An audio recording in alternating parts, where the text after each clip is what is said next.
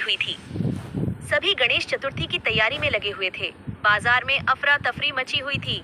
हर कोई गणेश चतुर्थी की तैयारियों में लगा हुआ था। लोग बाजार में से गणेश जी की मिट्टी की मूर्तियां खरीद रहे थे व उनको अपने घर में स्थापित कर रहे थे। गणेश जी शिवलोक से ये सारा दृश्य देख रहे थे। धरती पर लोग कितने खुश लग रहे हैं। मुझे भी इनके खुशियों का हिस्सा बनना है। एक काम करता हूँ, एक बार धरती पर घूमने चलता हूँ और वहीं जाकर देखूंगा कि लोग मेरे जन्मदिन की तैयारी कैसे कर रहे हैं। उसके बाद गणेश जी एक बालक का रूप धारण कर लेते हैं और धरती पर आ जाते हैं। गणेश जी भ्रमण करते हुए अपने भक्तों को देख रहे थे। चलते चलते वो एक गांव में से गुजरते हैं। उस गांव के बाहर एक टूटी हुई झोपड़ी होती है। उस झोपड़ी में एक लड़की रो रही होती है।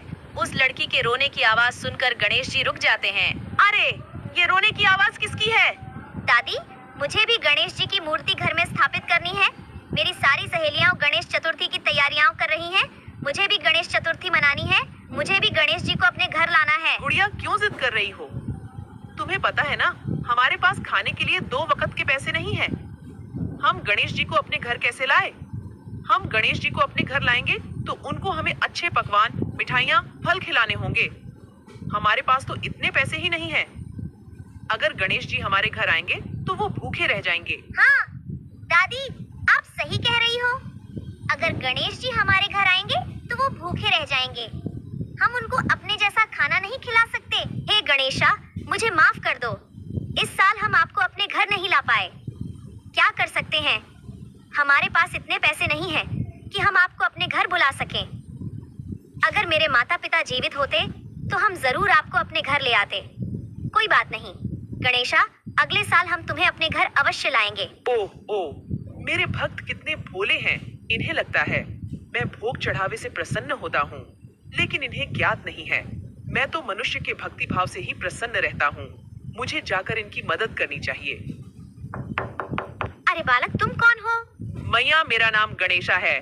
मेरे पास कोई घर नहीं है। क्या मैं कुछ दिन के लिए आप लोगों के साथ रह सकता हूँ?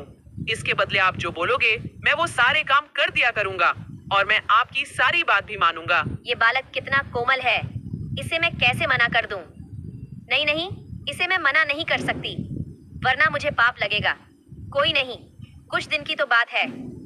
आधा रोटी कम खा लेंगे। तुम मेरे घर में रह सकते हो। गणेशा, आ जाओ। यहाँ पर मैं और मेरी बेटी रहते हैं। तुम हमारे साथ रह सकते हो।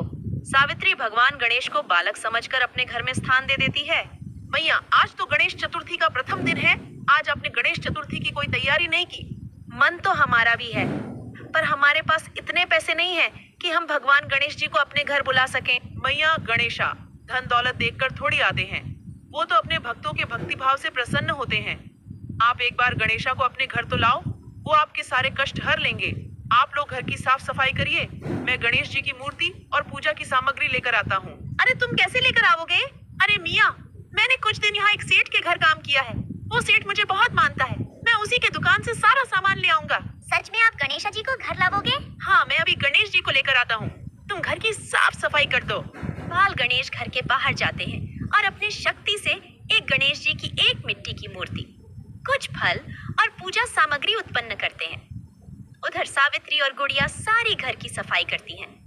गुड़िया बहुत ही खुश थी क्योंकि आज पहली बार उसके घर पर गणेश जी की स्थापना होने वाली है। थोड़ी देर बाद बाल गणेश जी मूर्ति और सामग्री के साथ लौट आते हैं। उनके हाथ में फल सामग्री और गणेश जी की मूर्ति देख गुड़िया और सावित्री बहुत खुश होती है और वो दोनों खुशी खुशी अपने घर में गणेश जी की मूर्ति स्थापना करती है, जो घर पहले सूना सूना लग रहा था। मूर्ति स्थापना के बाद वही घर अब खिलखिलाने लगा था। सावित्री और गुड़िया ने पूरे घर को अच्छे तरीके से सजाया था। दादी देखो, अब हमारा घर कितना अच्छा लग रहा है। गणेश भैया की वजह से आज हमारे घर पर गणेश जी आए हैं। हाँ बेटा गणेशा, तुम्हारी वजह से आज हमारे घर गणेश जी की स्थापना हुई है। मैं किस तरह से तुम्हारा धन्यवाद करूं? अरे मैया, आपने मुझे यहाँ रुकने की जगह दी है, इतना बहुत है मेरे लिए।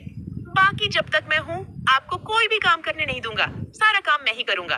भगवान गणेश साक्षात बालक के रूप में सावित्री के घर में रहने लगे और सावित्री के काम में हाथ बटाने लगे, जिससे सावित्री को कम में काफी मदद मिल गई और वह भगवान गणेश की पूजा अच्छे से करने लगी।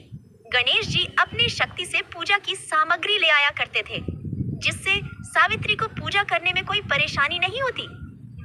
सावित्री के साथ गुड़िया भी पूजा में बैठी रहती थी और साक्षात गणेश जी अपने भक्तों की सेवा में लगे हुए थे। सावित्री और गुड़िया को शायद पता भी नहीं था कि गणेश कोई बालक नहीं बल्कि भगवान गणेश हैं। देखते देखते गणेश चतुर्थी के 9 दिन अच्छे से बीत जाते हैं। आज गणेश चतुर्थी का आखिरी दिन था। सभी लोग गणेश जी की मूर्ति को विसर्जित करने के लिए जा रहे होते हैं। सारा गांव उत्साह और हर्षोल्लास के साथ भरा हुआ था। सभी लोग खुश थे, सभी नाच गा रहे थे, हर तरफ शोर शराबा था।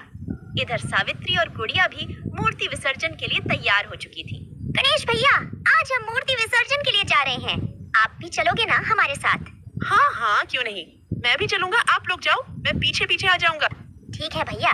इसके बाद सावित्री और गुड़िया पूरे रस्मों रिवाज के साथ गणेश भगवान को घर से विदा करते हैं और मूर्ति विसर्जन के लिए जाते हैं।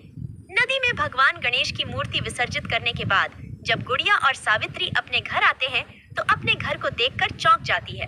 वह देखती है कि उनके टूटे हुए घर की जगह एक बड़ा आलीशान महल खड़ा है।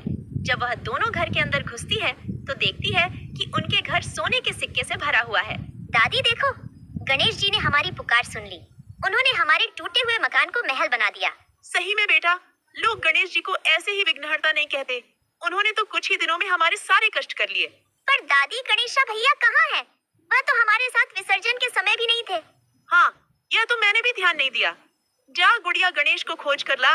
कहीं वह बाहर भटक तो नहीं गया बेचारा। भैया, इसकी कोई जरूरत नहीं है। मैं तो बस 10 दिनों के लिए ही आया था।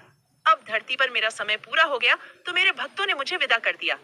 आप चिंता मत करो मैया, अगले साल फिर से मैं आपके पास आऊंगा और आपके साथ रहूंगा। दादी, ये किसकी आवाज है? अरे पगली, तू अभी तक नहीं समझी?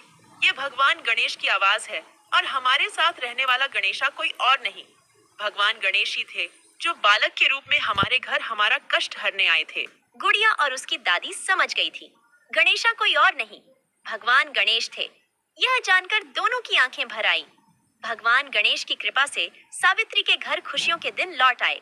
अब उनके पास किसी भी चीज की कमी नहीं थी। वह धन धान्य से संपन्न हो चुकी थी। इसके बाद हर साल गणेश चतुर्थी का त्योहार